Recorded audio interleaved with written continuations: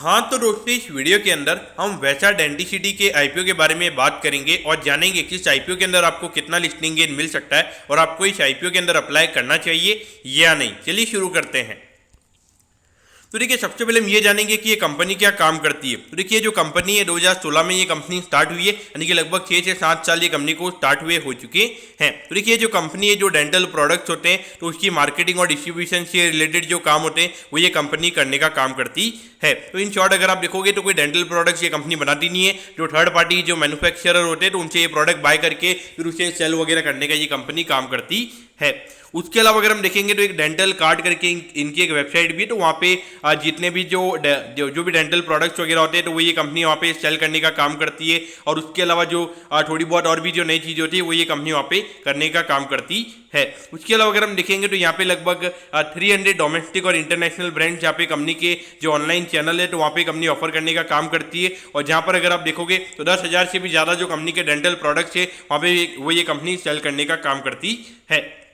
अगर हम यहाँ पे कंपनी के डिस्ट्रीब्यूशन हब की अगर हम बात करेंगे तो देखिए, यहाँ पे 13,000 स्क्वायर फीट का यहाँ पे कंपनी का डिस्ट्रीब्यूशन हब है। और जो कि जो गुरुग्राम है इंडिया के अंदर, वहाँ पे ये कंपनी का डिस्ट्रीब्यूशन हब हमें यहाँ पे लोकेटेड नजर आता है। डिस्ट्रीब्यूशन हब यानी कि वहाँ पे कंपनी का सारा माल पड़ा हुआ रहता है, जो भी स्टॉक वगैरह रहता है वो कंपनी का वहाँ पे पड़ा हुआ रहता है।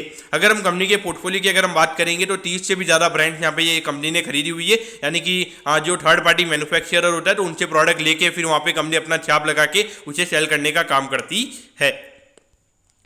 अब अगर हम यहाँ पे ऑब्जेक्टिव की अगर हम बात करेंगे, यानी कि जो आईपीओ से कंपनी को पैसा मिलने वाला है उसे कंपनी कैसे यूटिलाइज करने वाली है, तो देखिए यहाँ पे जो मेन रीजन है वो यही है कि यहाँ पे कंपनी को अपने ब्रांड का जो अवेयरनेस है वो यहाँ पे कंपनी को बढ़ाना है। यानी कि थोड़ा बहुत एडवर्टीजमेंट से रिलेटेड यहाँ पे ये कंपनी खर्चा करने वाली है। और जो आईपीओ से रिलेटेड जो कंपनी का एक्सपेंसेस लगेंगे वो भी जो कंपनी को आईपीओ से पैसा मिलेगा उसी से कंपनी उसे यूटिलाइज करेगी। अब अगर हम फाइनेंशियल से पहले अगर हम कंपनी के प्रमोटर्स की अगर हम बात करेंगे तो देखिए, डॉक्टर विकास अग्रवाल जी कंपनी के प्रमोटर्स हैं, संदीप अग्रवाल जी, मनीष कुमार जी और उसके अलावा नकुल वर्षनी जी हमें यहाँ पे कंपनी के प्रमोटर नजर आते हैं। और यहाँ पे लगभग आई थिंक प्रमोटर का भी हमें थोड़ा स्टेक सेल यहाँ पे कंपनी के अंदर नजर आता है। लगभग 12-13 करोड़ के लगभग का हमें यहाँ पे ऑफर फॉर सेल यहाँ पे आईपीओ के अंदर प्रमोटर्स का नजर आता है।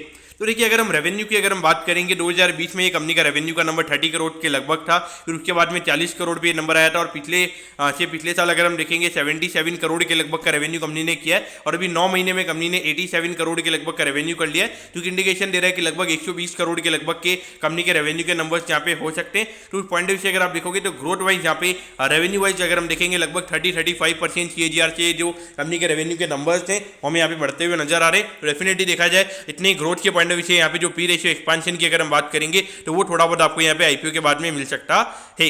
अगर हम प्रॉफिटेबिलिटी की बात करेंगे तो देखिए, यहाँ पे 9 करोड़ के लगभग ये नंबर था। फिर उसके बाद में ये नंबर 32 लाख पे आया था। और उसके बाद अगर हम देखेंगे तो 9 महीने में अभी कंपनी ने 5 करोड़ रुपए कमा लिए, यानी कि लगभग 7 करोड़ के लगभग की प्रॉफिटेबिलिटी यहाँ पे ये कंपनी की फाइनेंशियल ईयर में हो सकती है। तो देखिए, यहाँ पर ये बढ़िया रहता है कि अगर आप लोअर पी से स्टार्ट करते हो और अगर आपका बेस इफेक्ट इतना कम होता है तो अगर एकदम से सपोज अगर आपका पी अभी 10 का है और अगर यहाँ पे प्रॉफिटेबिलिटी अगर एकदम से 7 की 14 हो जाती है तो वहाँ पे सीधा पी रेशियो 5 का हो जाता है। तो उस पॉइंट ऑफ व्यू से देखा जाए तो यहाँ पे जो मल्टीपैक जो रिटर्न होते हैं वो मेरे ख्याल से ऐसी कंपनीज भी आते हैं जहाँ पे पी लोअर होता है और जहाँ पे जो प्रॉफिटेबिलिटी का बेस इफेक्ट होता है वो भी काफी लोअर होता है। तो उस पॉइंट ऑफ व्यू से आपको प्रॉफिट ग्रोथ भी यहाँ पे ज्यादा रहती है और वहाँ पे पी एक्सपांशन का स्कोप भी वहाँ पे काफी ज्यादा रहता है। अब अगर हम आईपीओ की डिटेल्स के बारे में अगर हम बात करेंगे तो देखिए, 23 तारीख को ये आईपीओ में ओपन होता हुआ नजर आएगा और 25 मई को ये आईपीओ में क्लोज होता हुआ नजर आएगा। यहाँ पे 128 रुपीज पर शेयर पे यहाँ पे कंपनी शेयर दे रही है। 1000 शेयर का हमें यहाँ पे लॉट नजर आता है, यानी कि एक लॉट को अप्लाई करने के लिए 1,28,000 रुपये यहाँ पे आपको लगेंगे। अगर हम इश्यू साइज की अगर हम बात करेंगे 54 करोड़ 7 लाख रुपीज के लगभग का आईपीओ में यहाँ पे नजर आता है, जिसमें से अगर हम देखेंगे अराउंड 40 करोड़ के लगभग का यहाँ पे फ्रेश इश्यू है, यानी कि ये पैसा कंपनी के पास में जाएगा। और ऑफर फॉर सेल की अगर हम बात करेंगे लगभग 13-14 करोड़ के लगभग का हमें यहाँ पे ऑफर फॉर सेल यहाँ पे कंपनी का नजर आता है, यानी कि ये जो पैसा ये कंपनी के प्रमोटर्स के पास में हमें जाता हुआ नजर आएगा। ये जो कंपनी है ये कंपनी हमें एनएसई के एसएमई प्लेटफॉर्म पे ये कंपनी हमें लिस्ट होती हुई नजर आएगी।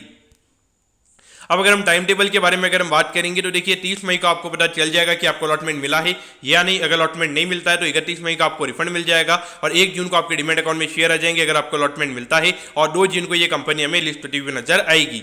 तो देखिए, जो एक क्रेयॉन एडवर्टाइजिंग करके जो हमने कल वीडियो बनाया था तो वो इसकी जो लिस्टिंग है वो भी हमें यहाँ पे इसी सेम डेट के अंदर लिस्टिंग होती हुई इसकी नजर आएगी।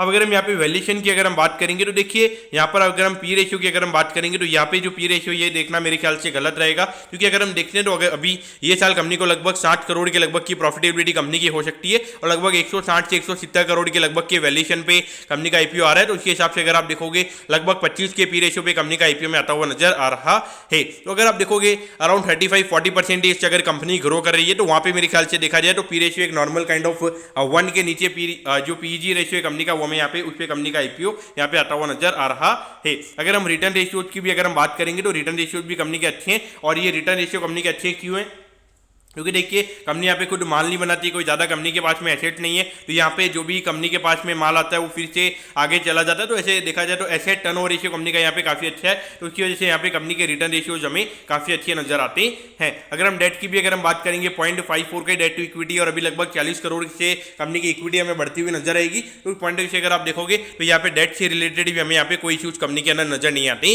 हैं। यहाँ पर आपको क्या करना चाहिए, तो देखिए मेरे ख्याल से अगर आप देखोगे क्रेयॉन एडवर्टाइजिंग का अगर हम ग्रे मार्केट का अगर हम बात करेंगे तो काफी अच्छा रिस्पांस हमें वहां पे देखने को मिल रहा है और वहां पे अगर आप देखोगे 15-16 करोड़ के लगभग का रिटेल कोटा हमें वहां पे नजर आता है। उस पॉइंट ऑफ व्यू से देखा जाए तो लगभग 1200 करोड़ की जो रिटेल की डिमांड है वो मुझे लगता है कि क्रेयॉन एडवर्टाइजिंग के नाम में जाती हुई नजर आएगी। और ये कंपनी की अगर हम बात करेंगे थोड़ा आईपीओ साइज भी यहाँ पे बढ़ा है तो अलॉटमेंट के चांसेस थोड़े यहाँ पे ज्यादा रहेंगे। तो उस पॉइंट ऑफ व्यू से लगता है मुझे कि यहाँ पे ये company long term point of view से अगर हम बात करेंगे तो अगर long term point of view से अगर आपको पैसा लगाना है तो मेरे ख्याल से ये कंपनी में आपने इन्वेस्ट करना चाहिए। Long term point of view से भी अप्लाई कर सकते हैं और शॉर्ट टर्म के लिए मुझे लगता है कि लगभग अभी अराउंड 30,000 रुपीज पर लॉट का यहाँ पे ग्रे मार्केट प्रीमियम अभी चल रहा है, यानी कि एक लॉट के ऊपर आपको यहाँ पे अराउंड 20-25% का लिस्टिंग आपको यहाँ पे मिल सकता है। तो पॉइंट ऑफ व्यू मेरे ख्याल से डेफिनेटली आपको अप्लाई करना चाहिए।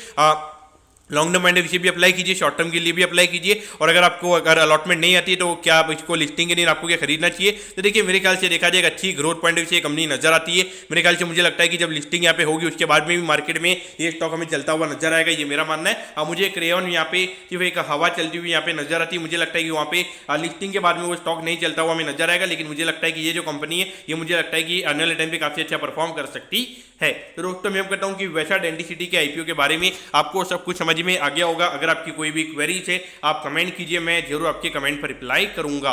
ओके दोस्तों, thank you, have a nice day.